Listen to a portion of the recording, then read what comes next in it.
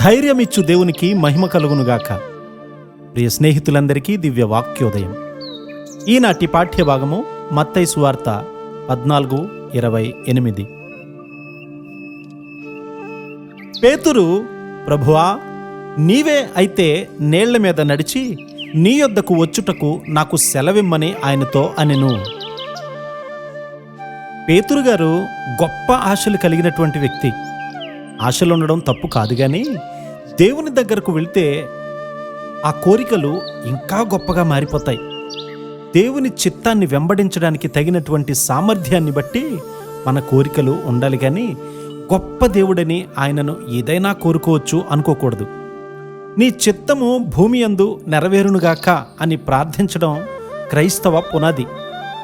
ఇలా ప్రార్థించి వంటగదిలోకి కానీ, అంగడికి కానీ, హాస్పిటల్కు కానీ, ఆఫీస్కు కానీ వెళ్ళినప్పుడు అక్కడ ఆయన చిత్తం జరుగుతుందా?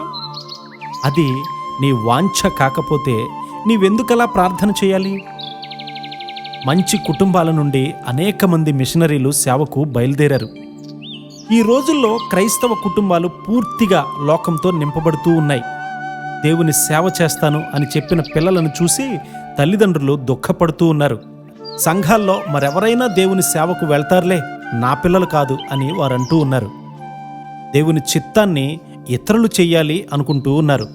మరికొందరు వ్యాపారం చేయడంలో వ్యాపారమే ఉండాలి, కానీ దేవుణ్ణి తేవద్దు అంటూ ఉన్నారు. అలాగూ దేవుణ్ణి ప్రక్కన పెట్టడం వల్ల నీకు సరైన దాన్ని ఎన్నుకోవడానికి ఆయన సహాయము అక్కర్లేదు అని నీవు అనుకుంటూ ఉంటావు. ఆయన శక్తిని మితము చేయాలని ఆలోచిస్తూ ఉన్నావు. నీటి మీద నడవాలని పేతురు గారు ఆశపడ్డాడు, కానీ యేసయ్యతో నడవడానికి కావలసినటువంటి శక్తి సామర్థ్యాన్ని గూర్చి అతను ఆలోచించలేదు. యేసుక్రీస్తు వారితో పాటు నడవడానికి ప్రయత్నించాడు, కానీ పేతురు గారికి అంత సమానమైనటువంటి ఆత్మీయ శక్తి లేదు. శరీరానికి కావలసినటువంటి ఉత్తేజము పొందలేదు.